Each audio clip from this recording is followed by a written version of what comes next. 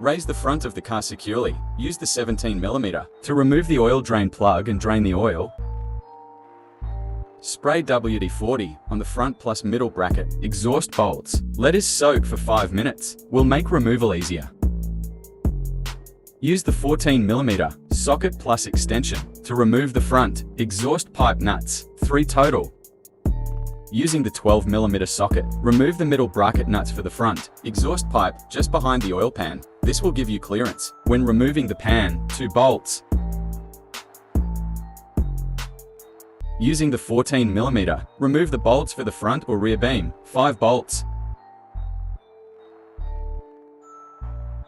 Using the 10mm, remove the bolts for the flywheel cover. If car is auto tranny, you need to remove 3 12mm bolts for the trans shifter cable cover.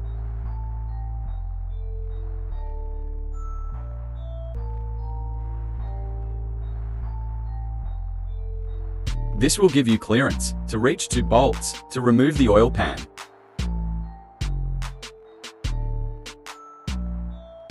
Using the 10mm, remove all oil pan bolts and nuts.